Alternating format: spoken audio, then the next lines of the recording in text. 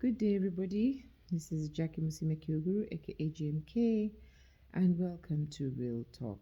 I'm trying to straighten this sweater so you can see this beautiful gift that was given to me by my sister, vintage 1970, since 1973. Yeah, it's nice being 50. You tend to take everything into perspective and you tend to realize that there's more to care about and more to value when you turn 50. There's something.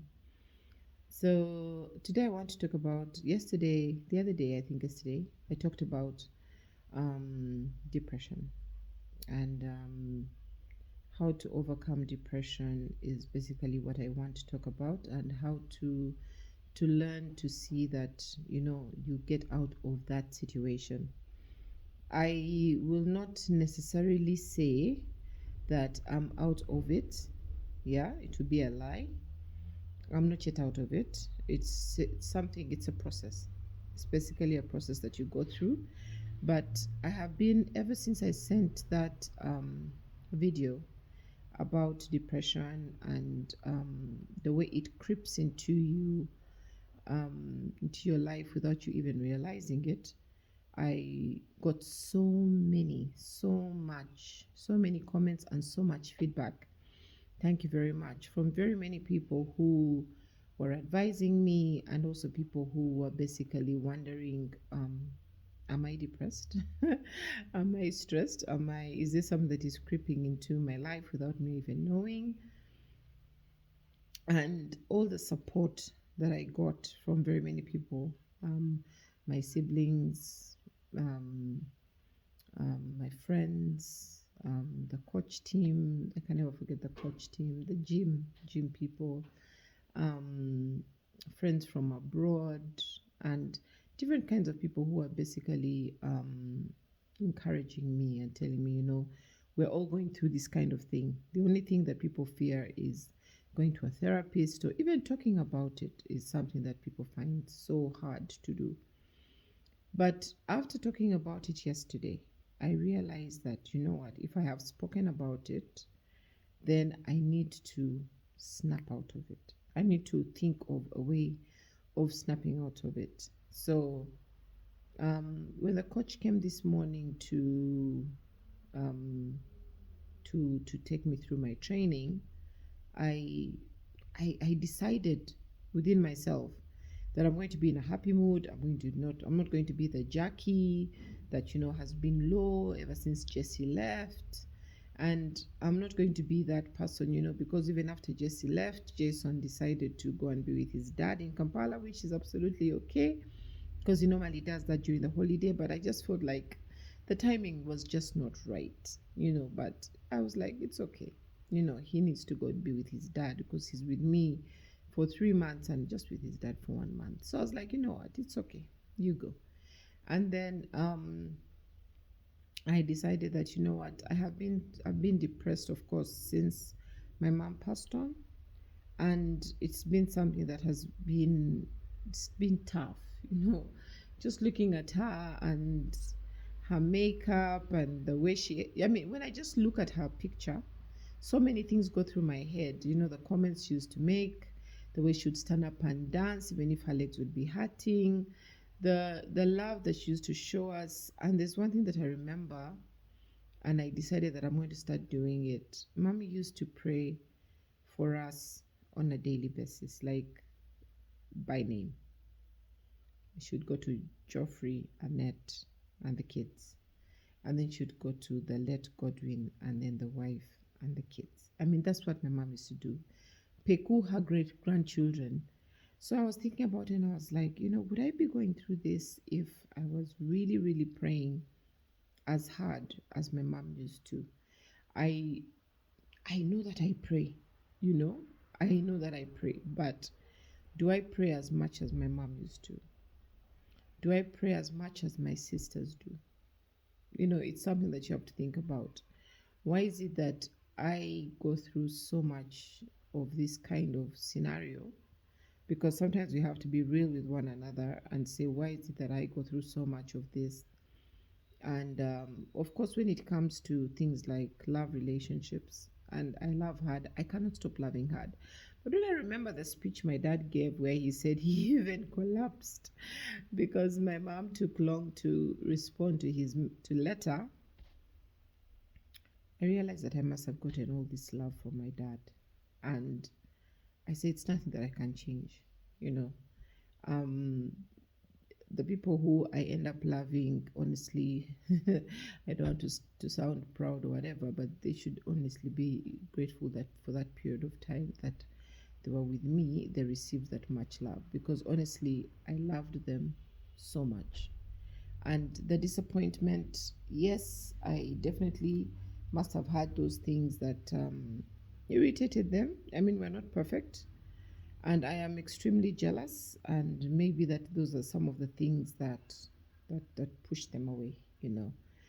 But when it comes to my heart, I love with everything that is in within me, and so when I get stressed and depressed, it's something that understandable. And when I think of Jesse, yes, things might have happened, you know, him had to be taken away, but he's somebody that I really loved. I really loved him with so much of my everything. I loved him with all my heart, and I miss him. I miss him just like the way I miss my mom, just the way I miss my brother Godwin. I miss him. And I don't want to sound, what can I say, negative, but I don't think it's something that I can ever imagine doing again. Adopting, no, it's not something that I can ever imagine doing again because it has really put me down. It has put me down in ways that I cannot even imagine. If it wasn't people around in Imbara who are pushing me, my friends on WhatsApp pushing me, Alice, you know, Grace, my sister Juliet, my sister Joy, I mean, pushing me and telling me, Jackie, everything is going to be okay. You know, Phyllis, I mean, all these people, Sophie, Buganda Road people, you know, Standard Chartered people. I honestly thank God. I thank God for the family that is around me that has been like encouraging me and telling me that, you know what, Jackie, you need to stop.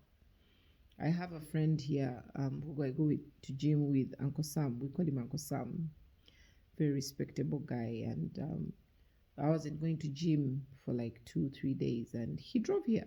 He drove here, and he was like, "No, Jackie, this nonsense, you know, nom chick, this nonsense of okuberumka. No, we're not gonna take it, you know." But I tried to explain to him that I'm not yet ready. So yesterday I tried to go to the gym in the morning and work out and stuff like that, but I broke down. I broke down, and the coach was like, "It's just clear that you're not yet ready. You're not yet ready to be amongst people. You're not yet ready, Jackie, but you at least know that you can snap out of it." And so today when he came, we took a long walk to the Nalbury's plant and back. And I felt, yes, that I'd done some exercise. I was so tired, and it just felt like just these few days that I have been like in bed, taking Valium to sleep, and all those kind of things that are really not good. Had kind of like slowed down my body that had been used to the gym and everything. And I just realized that I wasn't doing any good for myself. And the best thing, like, to give up on depression and stress, apart from maybe seeing a therapist and whatever, is within ourselves. It's us to decide, with the help of God, that you have to snap out of it. It's us to decide that this is not for me, this is not my portion. The devil could be fighting me, the devil could be trying to do whatever he wants to do, but it's not my portion. As in, I came to Mbara to have a good life, to have a peaceful life.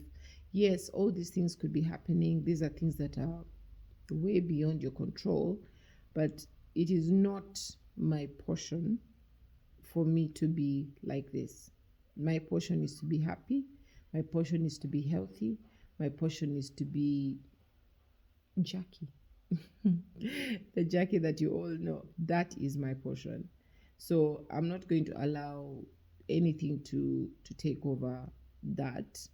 And I'll just take one day at a time and hand over everything to Jesus and tell him that, you know what, Jesus, you're the one who is my everything. You're my life.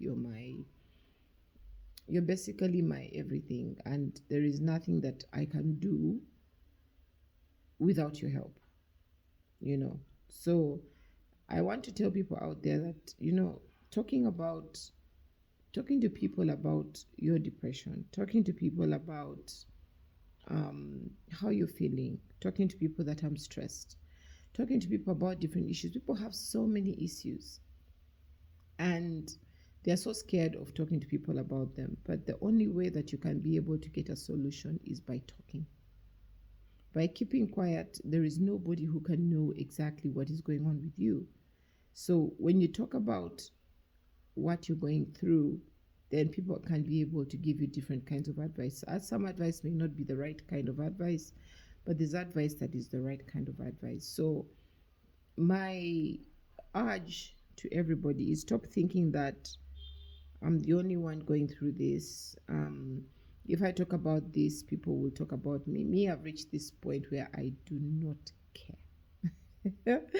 I do not care whether you gossip about me, whether you talk about me, whether you, I don't know, talk behind my back. It's okay. Because at the end of the day, the Lord gave me this calling to help people. So if you feel like what Jackie has said, oh my goodness, can you imagine Jackie has said this? Let me forward this and you'll hear what Jackie has said.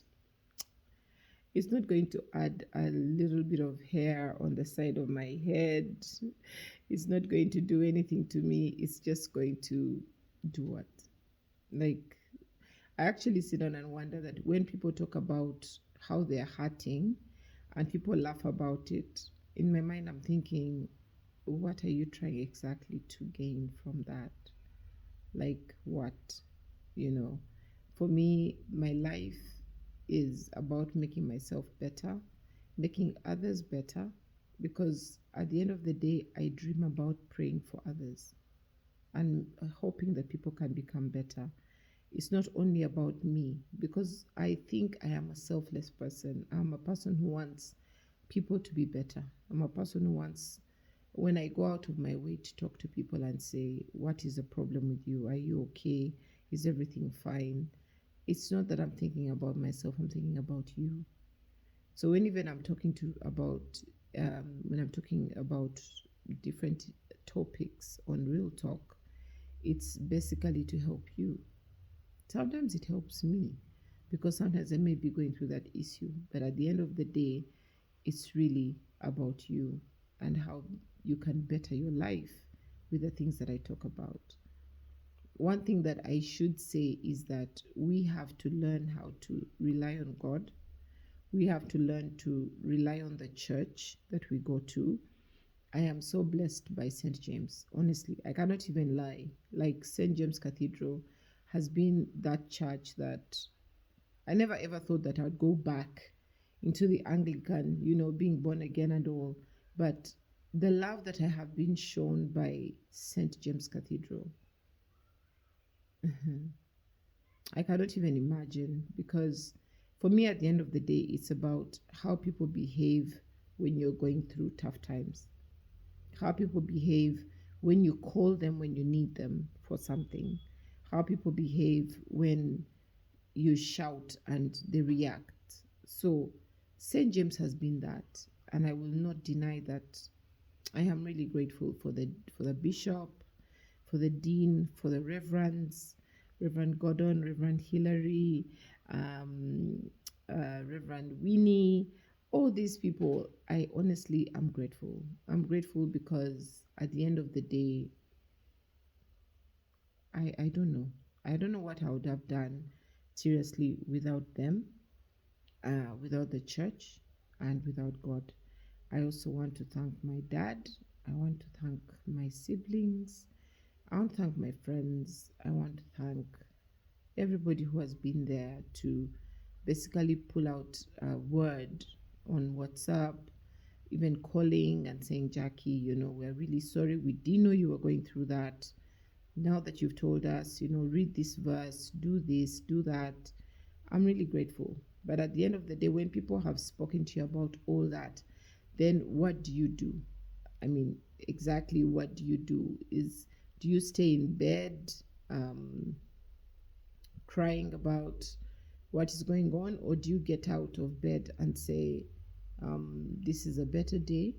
This is the day that the Lord has made, and let us rejoice and be glad in it. And for me, that is basically what I decided to do today. I decided to get up. Don't think that when I talked to you yesterday about depression, I was talking about something that was way back. I was talking about depression yesterday because I was actually feeling low.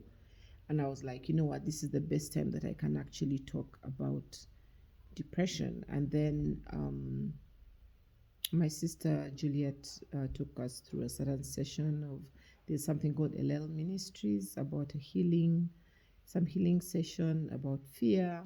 Because, throughout also this depression, you're scared of tomorrow, you're scared of what could happen, you're scared of so many things. Am I going to do this? I'm scared. Oh my goodness, am I going to get a man? I'm scared. Is my business going to be okay? There's so many things that can basically go into your mind on top of everything. Yeah. So I thank God.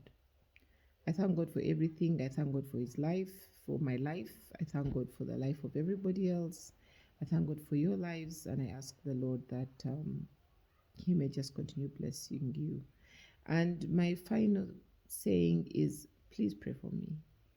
Please pray for me that I may completely get out of this mud and get back to the really normal Jackie. Because I feel that I'm getting there, but I'm not yet there.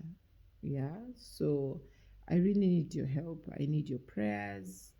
I need your messages. I need your calls. I need everything that can help me because I am honestly um not okay. I'm not okay yet. But I love you all. And this is Real Talk. Bye bye.